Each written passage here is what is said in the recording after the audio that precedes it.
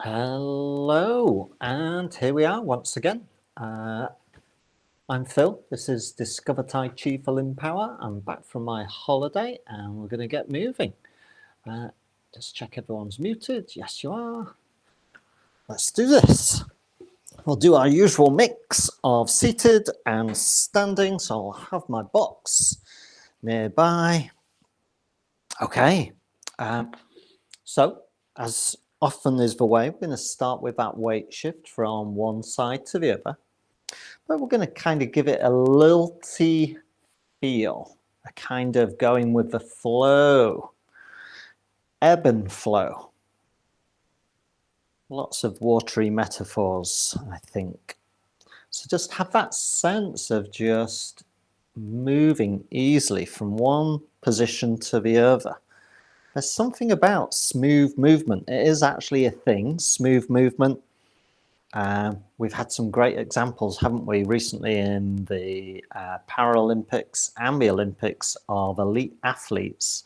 And one of the things that probably impresses us is their ability to perform at high levels, but with this sense of smooth movement. It might be very rapid, but it's smooth, and it lends a sense of aesthetic to that movement, as well as the overarching kind of awe and amazingness of it as well. So smoothness is something that we're aiming for. Okay, I'm going to bring my feet in. Let's do two hands hold the sky. Okay, so let's aim for a kind of smooth lift and transition into the hand and arm as they drop on either side. So as we lift, we're going to just press up but smoothly transition. So there's no discernible pause. Sometimes we put a pause in, but for this purpose, we're going to aim for a sense of smooth continuity. It's like I've swallowed a dictionary today. Here we go. So it's about smoothness, and it might be for some of us, but it's difficult to find that smoothness in a limb or in a part of a body for one reason or another, and that's okay. Let's see if we can find a means of creating that smoothness, or at least working towards it. I'm going to do one more. Again, we're not going to count reps. We're going to explore movement as we do so. Fab. Okay, let me sit down. I'm going to kind of alternate from seated to standing as we do this. So we're going to leap forward in the 8 strands of brocade, and we'll do some pulling of a boat. Very apt, because very boaty part of the world, Croatia. And we're going to bring our hands, close them into light fists. We're going to reach out with one hand, and we're going to wrap our hand around that rope and pull. But again, if I turn a little bit to the side so you can see, we're trying to keep a smooth, even tension on our imaginary rope, and that we don't let any slack fall into that rope, and that our boat is traveling towards us with just a very smooth, gentle glide through the water, barely creating any disturbance. So again, that sense of aiming for smoothness, that smooth progressive transition from one hand to the other, is something, apparently, to scientists, that creates our kind of optimal movement pattern, to have this sense of smoothness. So just kind of envisage that idea. And slowing things down gives us an opportunity to really get a feel for that kind of movement. Okay, let's do 2 more. Again, we're not counting reps, we're just using this as an opportunity to explore. Quite a bit of work goes on in the shoulders and the torso, especially when we have that focus. Once again, I'm going to stand back up, move my box. Okay, let's do some rotation. We'll do a couple of rotations using Wise Owl, and we'll use a few little variations and progressions just to explore this movement. So let's start off with familiar territory where we just make our turn to the right. And there's that gentle, even lift through the hands, and then that immediate transition back, and then straight away off to the left. Again, trying to create a seamless transition from one position to another.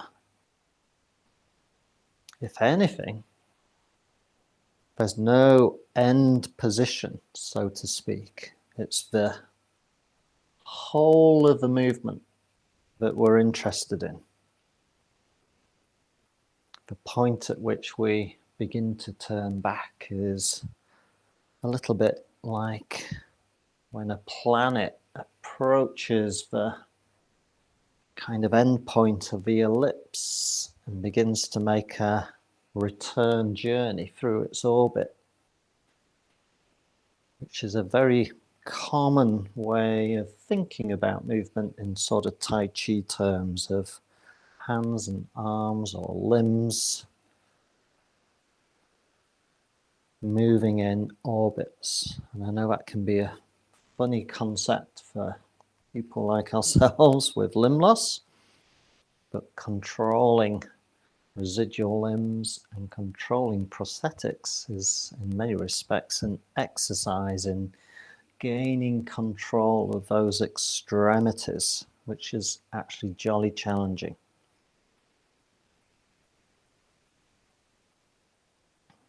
Okay, little pause, a little bit of weight shift. I'm going to transition to seated, but we're keeping in with the movement of rotation and Wise Owl.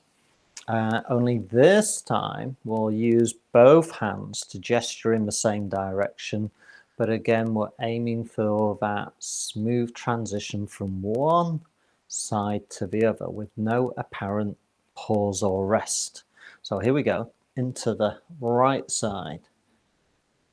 And the very moment that you reach the extremity, you're coming back and sweeping smoothly.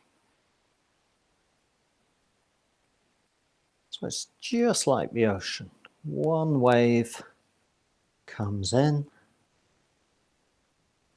and then it recedes, only to be followed by another wave as we simply rotate from one side to the other, but both hands gesture in the same direction. Gives us a little bit more range of motion without us trying too hard.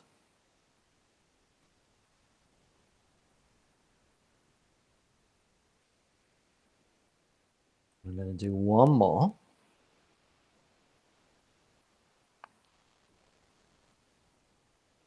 And again, a bit of a pause, just for me to, once again, stand back up. And we take that movement, and because we've had a rather spectacular moon, I hope you maybe had a chance to see this rather spectacular autumnal moon in the last few days, we'll do gaze at the moon, which is the same movement, only now we're lifting and looking up. So the movement begins to be more like a spiral. There's a sense of spiraling up from one side down and then spiraling up to the other side. So see if you can engender that sense, again, whether you're standing or seated, of this kind of spiral or corkscrew effect. Let's go to the right. So I'm lifting up and looking behind and above, and then spiraling down to then spiral up to do the same on the left side. There's a lot going on in this movement, so move gradually at first, get a feel for things.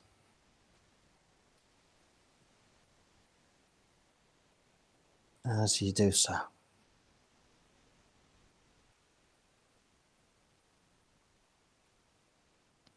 And again, there's just this emphasis on continuity.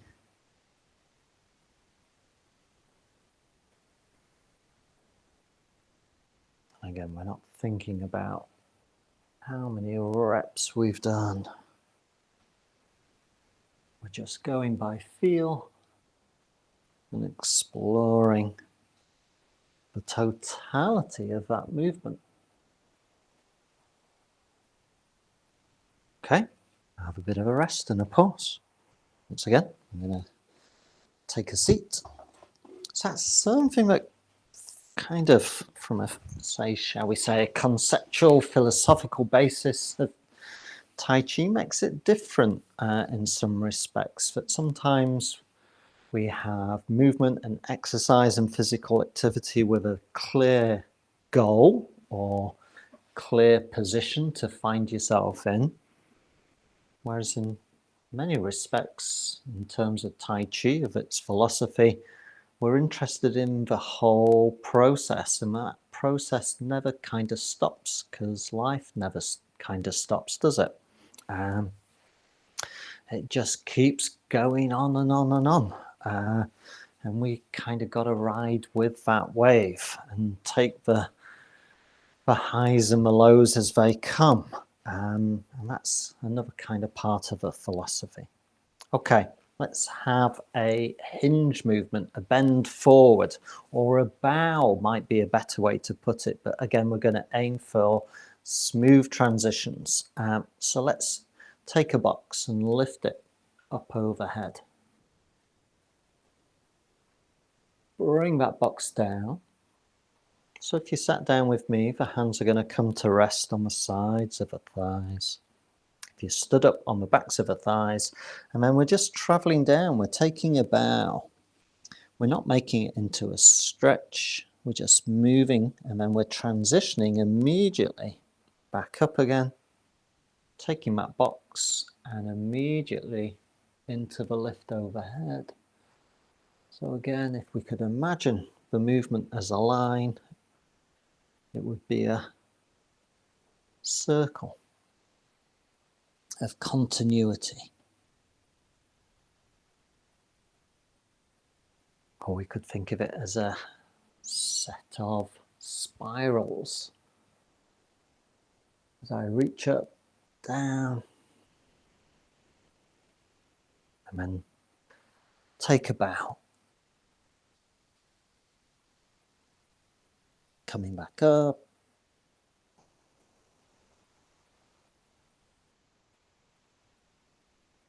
And again, we're just interested in the experience of the movement as a thing in itself, rather than, can I reach my ankles today, kind of sensibility. We're kind of not interested in that. We're just interested in, what's this movement like? Lovely. So the end goal in itself is really to just be focused on the process, on the movement itself, not any kind of preconceived idea of an end point. Okay, let me stand back up. Let's do something different. let's build a push into the movement. So let's keep the wave analogy. We'll push some waves, starting on the right and then over on the left. If you sat down, we can have a bit of a lean in that direction, whichever push we're doing, right or left. If you stood up, again, you might want to get a bit of a base of support created with your limbs so that you've got something to push into. So let's just do this. So I'm going to go to my right. I'm going to pick my hands up, place them in the water, turn to the right and push. There's a bit of a weight shift. I lift the hands clear. I'm heading to the left this time, and then a smooth push. And again, we're aiming for this sense of smooth continuity from one side to the other with no apparent pause or rest as we go.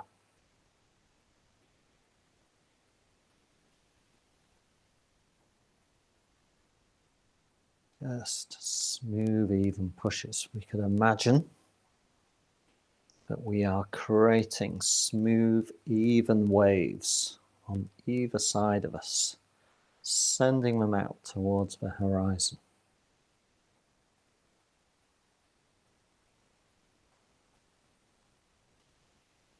You should almost feel that you could get into such a rhythm or cadence that you could just kind of keep going.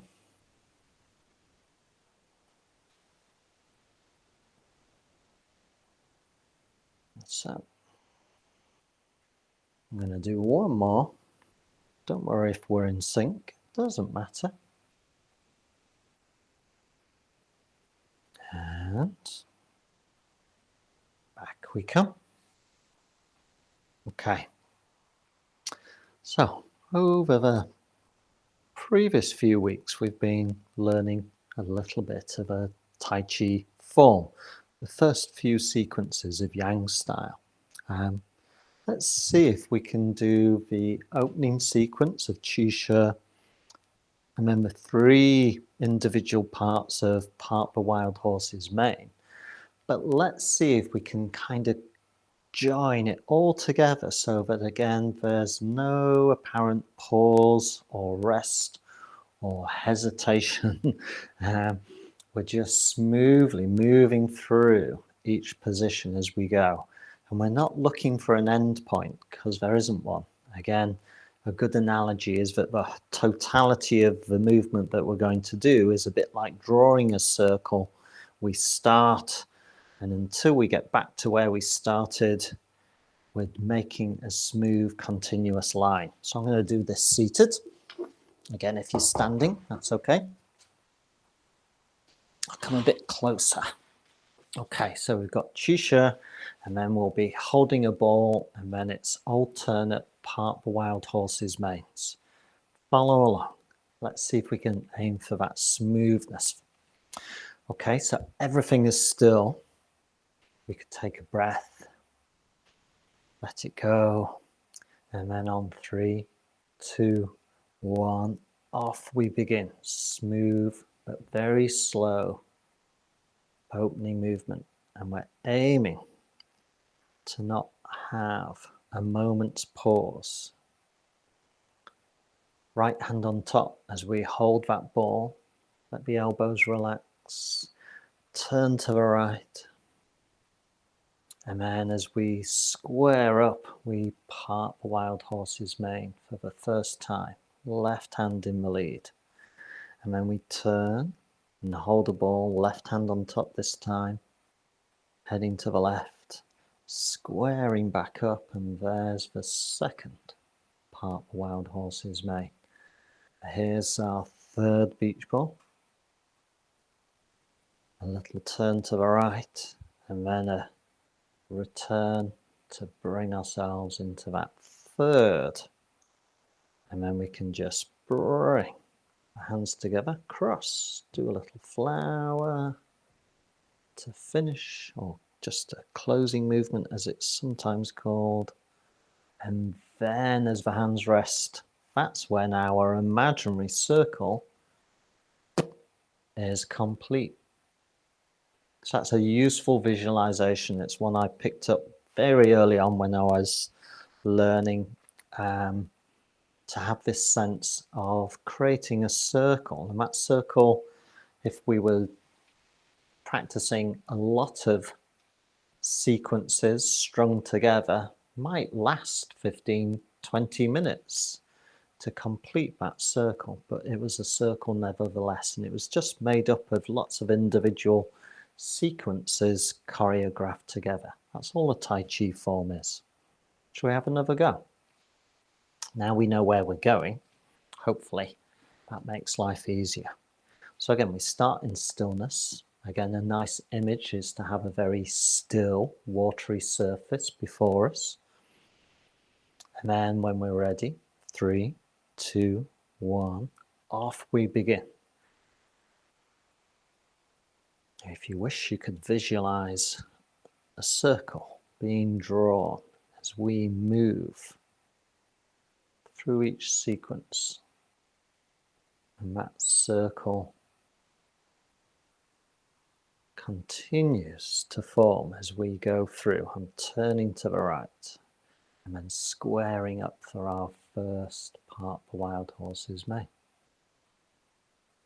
Here comes the next beach ball, catch it, but smoothly to the left, and then open up for our second part the wild horse's mane. Third beach ball, right hand back on top, little turn to the right, and then once again, smoothly into part the wild horse's mane. Bring the hands up, cross one on top of the other, doesn't matter which. Don't hesitate, just go with the flow as we cross. And as the hands come to rest, you can picture in your mind's eye that circle completing just there. There you go. That's a layer of Tai Chi and Qigong that is important, or an aspect or a facet, and it's one that gives us a real sense of flow. I think it's a really nice way to practice a movement and really get a feel for it as well. So, keeping an eye on the time, need to begin to bring things to a close for this first session back. So let's just have some closing movements. We'll go large at first. I'll stay seated just for convenience sake. But again, let's now literally create a circle with the hands, and then we just drop the hands down. But again, we're going to aim for that sense of continuity as we go for a second time. And if it feels right for you, it could be a big breath in. And then we just let that breath go on the down.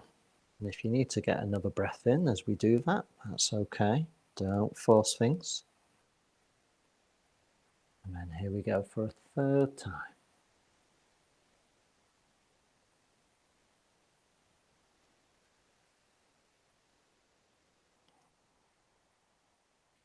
And now we just make that movement smaller. We come as far as the shoulders and then the fold at the elbows. So now we're keeping the hands below head height, but we still aim for that smooth sense of creating a circle. And the hands quite literally are making circles. So that makes life easy for us.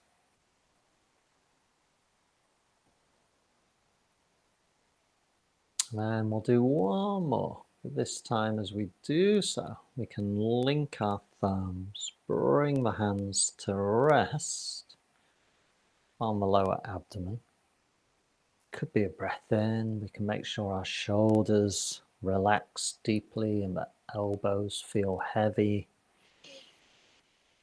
Rest your eyes for a moment. Picture yourself beside the seaside.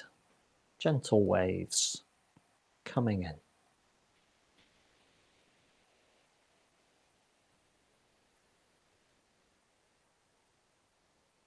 everything comes to a rest. All that movement, all that Tai Chi, which is descriptive of that idea of life in motion. And there we have it. So I hope that was a nice introduction to my return and gives you food for thought. And try and think about or explore the idea of smooth movement in day-to-day life. Where does it get sticky? Where do we encounter friction? Not necessarily always literally, sometimes it can be figuratively as well, but where do we encounter friction? Where are the moments in our movement in life where it's difficult? It's a struggle. We talked about getting on in and off chairs and in and off beaches. That tends to be not quite so smooth sailing. But again, maybe one of the reasons why we're here with LimbPower is to try and build some skills and some sense of accomplishment in kind of expanding our ability to manage the world as well. Okay, that's enough of me chatting away. Let's bring things to a close. Thank you. Thank you very much, Kate. Glad you're back. Glad we're all